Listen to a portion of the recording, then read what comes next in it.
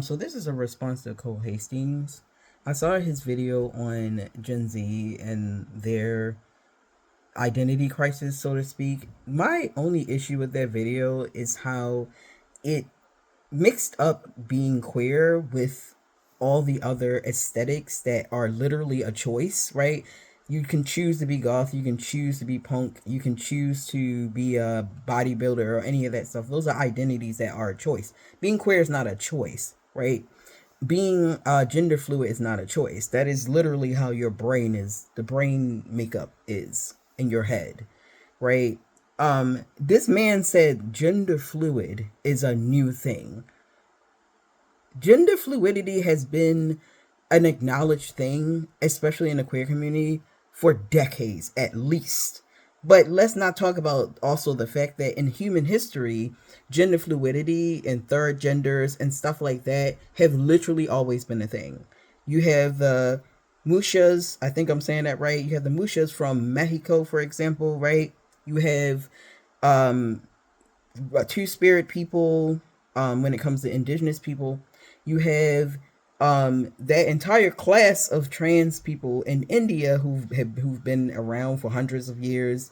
Like, people outside of binary, the gender binary, have always existed. This is not new. The only thing new is certain people making certain like new language around it, right? Like the Zay and Zim thing. I'm also kind of like don't know where that came from, but they're neo pronouns. Now that is something new. Like that language is new, but the whole concept of people being outside of gender binary is not a new thing.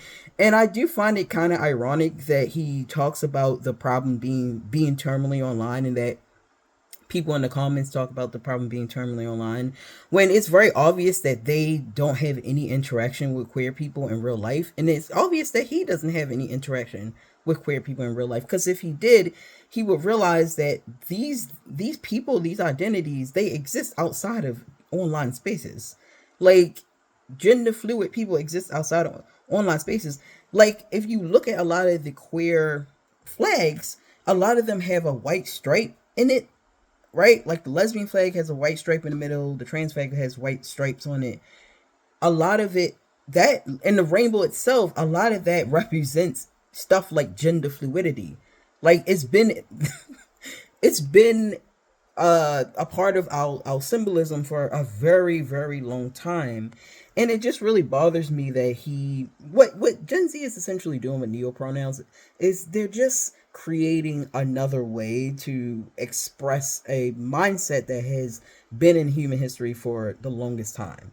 And I think because people see it's different and it's new, they are like almost kind of like opposed to it just because of that.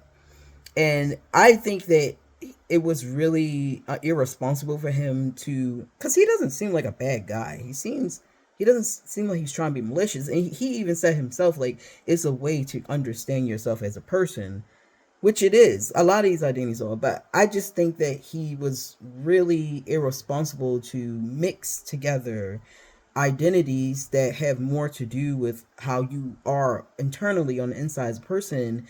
And on a scientific level, people who are gender fluid and who are trans and whatnot are like mentally different, right?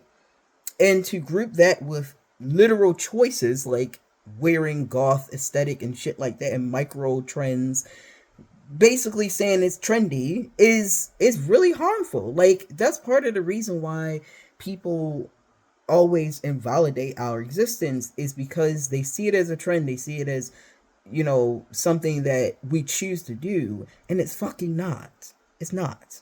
Right? It's not a choice. I would not choose to be one of the number one targets for the American government right now. Like, I don't actually want that, right? But, and it's very harmful to keep painting this as a choice when you don't know anything about the queer community in real life. And it's very evident that he don't know anything about the queer community in real life, because he sees something that he's never seen before, because he does not have any personal like connection to the queer community, right? And he automatically sees it as, well, this has to be the same as wearing a certain outfit. It's not, my dude. Like, why? I don't understand why people don't do research or ask people from the community. At least talk to somebody from the queer community, right? Like, we're not a monolith, but it's like when he said gender fluid, when he grouped gender fluidity with being a new thing, I knew that he didn't know what the hell he was talking about.